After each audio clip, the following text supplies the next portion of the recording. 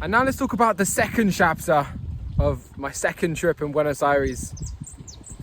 For a while now, my old backpack had been showing signs of wear and tear.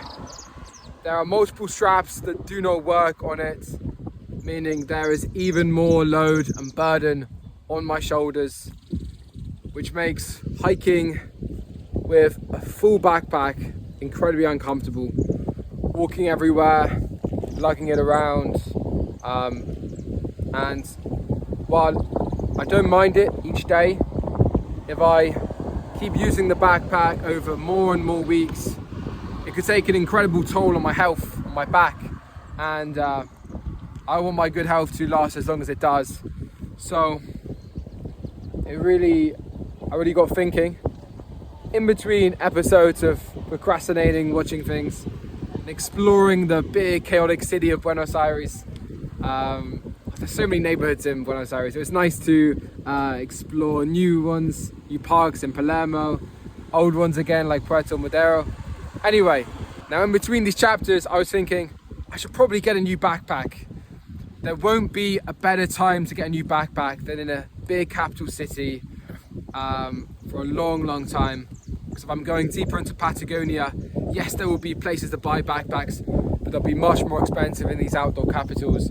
And there aren't too many more big cities to get a good quality backpack further down south. So if I was going to get one, Buenos Aires would be the place. I marked on my map the places, the outdoor shops where I could maybe find a new backpack.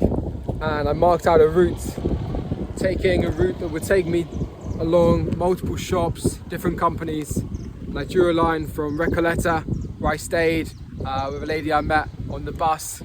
I drew a line all the way up to a Decathlon store, marking the edge of the city limits. Now, it's been fun exploring Buenos Aires and getting to know the city with these locals, including the 3 people I've stayed with so far. But that morning, I made the decision that I really want to buy this backpack, find a really good quality one, invest in a good one, but then after that, leave pretty soon after. So I drew out a route, and that following afternoon, I walked that route, and each outdoor store I came across, I checked to see if there were any backpacks. Now, the first few did not bring me much luck. They were casual outdoor stores, and the ones close to the center just had maybe a couple backpacks. Either they weren't big enough, or they weren't good quality, or maybe they were too expensive. But I did not like the look of some of them. So the more I walked, the less optimistic I felt, because with any of these backpacks, it's a lot of money, and I'd rather spend more money on a good quality backpack that lasts me a few years than on one that's poor quality that I can maybe get more readily in the capital. And I was really surprised by how few places actually had good quality backpacks. There was one in the suburbs that I liked, loads of Western backpacks, but they were really expensive. And as it got later on the day, in the afternoon, I was checking the time because it just kept getting later and later. I was walking to each outdoor store. I spoke with a nice lady in one of the shopping centres. She was going to give me a ride to one of them, but I declined because I wanted to check one of the other outdoor stores. I was checking the time, I had an hour left and 2 outdoor stores left. A place called Naka Outdoors, which had some good reviews online, and of course Decathlon. Now, I very much know Decathlon, but I've never bought anything from Decathlon. So I didn't know what sort of backpacks Decathlon would have here in Argentina. And Naka Outdoors, I'd never even heard of the place. So I was pretty apprehensive about if they'd be able to have any good quality backpacks. But little did I know that Naka Outdoors would actually be a pretty interesting outdoor store that would yield my future backpack for these hitchhiking trips. Let me tell you about my experience there. Now, I'm not sponsored at all, but the experience of going into this outdoor store was pretty incredible. From the outside, it looks like this massive mural. I think it was a sunset, and they had this camping setup, like we speak the same language. So automatically I was drawn right in. I went in, and it was a multi-story store, quite big for Buenos Aires. I saw the backpacks were on the 3rd floor, so I went up there and I was pretty impressed by the selection they had. They had loads of backpacks, pretty much all of which seemed really high quality backpacks. I scoured the racks in search of the prices. I spoke with a lady working there to see which were the cheapest, good quality ones there and which one I would like to have. But time was ticking. They were closing in half an hour, and the following day, the Sunday, they'd be completely closed. So if I wanted to buy one from here, it'd have to be fairly prompt, or else I go to Decathlon. I'd not been to Decathlon. It was a much bigger outdoor store. They could have more and better rucksacks, but I thought I'd stick with Naka Outdoors, and I was in search of what backpack I might want to buy. When buying something, I like to spend a lot of time deciding, contemplating, weighing up prices, things like that. But I knew with this backpack purchase, of course I would spend the time to think about it, but would it be quicker than I usually spend to make a purchase this big? So I had a risk. Do I buy something from Naka Outdoors here, or do I risk it and go to the Decathlon? Bear in mind, in my head, I thought Decathlon was closing soon. Turns out it wasn't. So I was thinking, okay, Naka Outdoors, I think it'll be better. And that risk definitely paid off. And I'll reveal why later. I chose this lower alpine Yakuri backpack. It had so many more compartments and features than my last backpack. My old one was a climbing one, really, really good quality, but not so much cushioning. The straps had broken, it was very dirty, and because I often had it full, it was pretty uncomfortable. It could not take a big load. Now, with my current one down there, you can see at the bottom, maybe, it has cushioning, it has loads of compartments. You can open it from the side, you don't have to take everything out, and it just fit everything perfectly. And I found that out the following morning in the park, but it just fit everything perfectly. And it's so nice having these compartments and knowing where things are and not having to spend forever taking things out of the backpack. It just was the perfect fit, and I'm so pleased I bought it. By the time I really wasn't sure, it was a big purchase, but I knew that I had to spend a good amount of money on a good backpack. It is the most important purchase on trips like this, and as it is usually the most important item in my life right now, considering I'm living so nomadically, I knew I had to spend more on a good quality, good brand backpack than an unknown brand that maybe is a bit more popular and less high quality. So I was pretty happy with my purchase. I left the outdoor store feeling pretty pleased, relieved that I've got a solution to all those permanent problems building up, my aching back, the backpack that just never felt right. And now I wanted to find some Wi-Fi. I wanted to check the public transport and see how I could possibly leave Buenos Aires. Normally I walk out of a city and hitchhike that way, but considering how massive Buenos Aires is, I knew I had to get some public transport. So I used some Wi-Fi, did the usual sort of thing when I'm on a break, and then I had a decision to make. Do I leave tonight or find some transport for the following morning? And I decided there and then I would find somewhere to camp in a park in the area, leave the following day, and while using Wi-Fi, I noticed what's in a nearby area.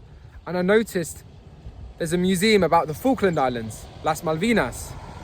Now, as someone who loves history and who's British, the Falkland Islands, aka Las Malvinas, are a very interesting place because they're currently British. They are British, but Argentina holds them to such high significance, high regard, considering they had a tragic war which they lost, where they lost a lot of young men in, but also because of how close proximity it is to Argentina, they do feel quite culturally to the islands. So considering the museum's free and it's very close to where I am there. I thought, let's explore the museum the following day. And I checked, it opens at 11 the next day. That meant I could maybe record some videos in the morning and then visit the museum. Normally when I visit museums, I travel on my own, but that evening, I met some friendly people who I later stayed in touch with, and I thought it would be a nice idea to explore the museum together. Now, how did I meet them? Well, it was a mother and daughter on their way out of the Carrefour. The Carrefour is right next to the Decathlon.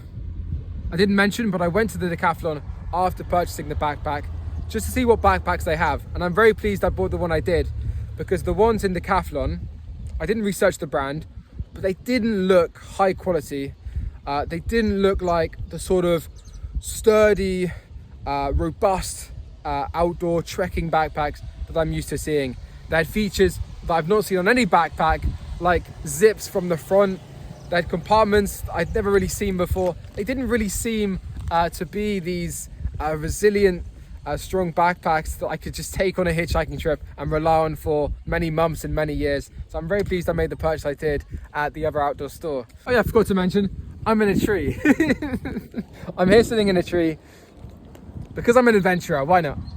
Anyway, what was I saying? So I met this really empathetic mother and daughter who saw me outside the Decathlon.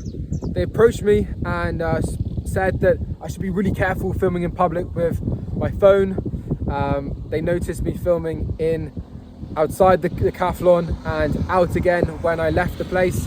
So they went after me and told me that I should be careful filming in public, which has been a common occurrence here in Argentina. A lot of people here are really nice, particularly cautious about me filming in public. So I spoke with them, and it turns out her mother is an English teacher, speaks English pretty well, and loves everything about the UK. And we briefly chatted, but it was a very nice interaction. I got in contact with them, and that evening I decided to suggest to them that we explore the Islas Malvinas Museum together, considering it's quite close to the Carrefour, and I really want to explore it myself, so why not invite someone else to come with me? And they said yes.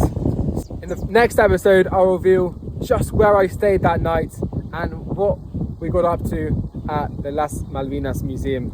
There was chaos, there was fascinating history, and there were unexpected twists and turns in the story, like every single adventure here when I'm hitchhiking. It led to a wonderful episode of hospitality, of memories and new connections. I can't wait to share it in the next episode. But that second trip to Buenos Aires marks the end of extreme slow travel, of fear, anxiety, procrastination getting in the way of adventures. This next leg marks the hitchhiking adventure where I travel south through Argentina.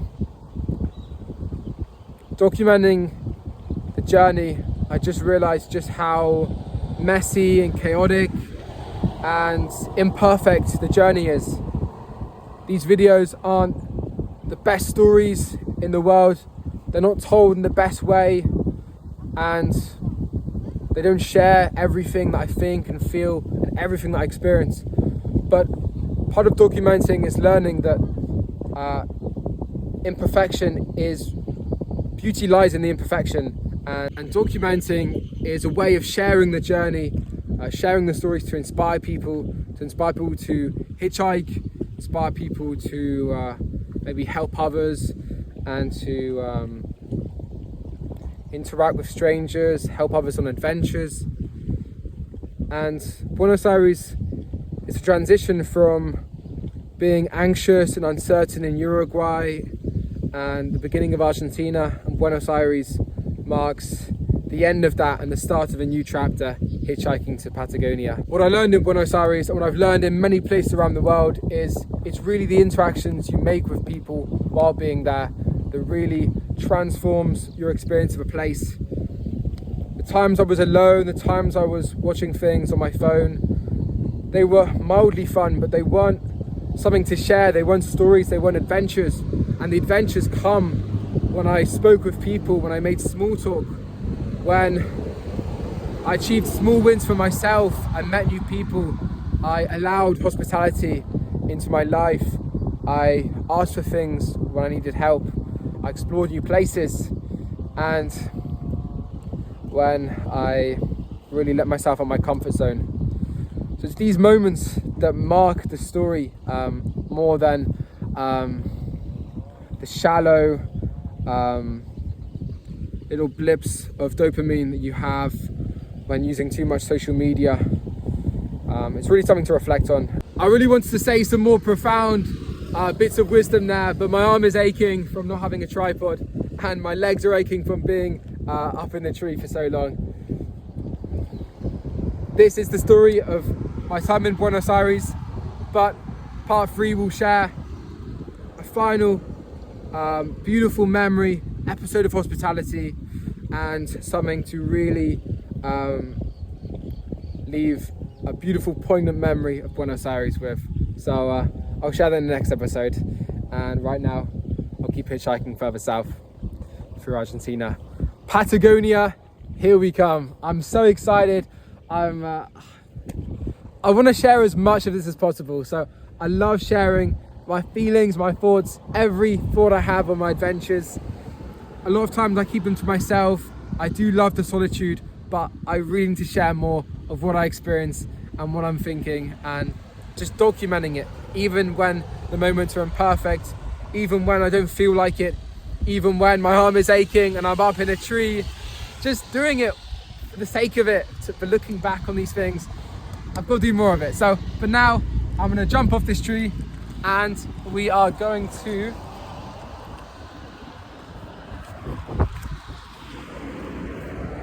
we're here at the lake now. I'm gonna head in that way. I'm gonna hitchhike on a road, traveling south as far as we can today towards Patagonia. This has been me catching up with the videos I meant to make in Buenos Aires. Today I think I'll record some more so that I have these stories as a memoir of these really significant parts of the trip. So I'm here walking around a tree, trying to stay consistent with a bunch of things while also enjoying the adventure here in Argentina. People here are amazing. I'm gonna cherish the adventures that come my way, and I'm gonna take my backpack as we head out of here to new places. Goodbye guys, I'll see you in the next episode as we hitchhike here in Argentina. I'm waffling, goodbye.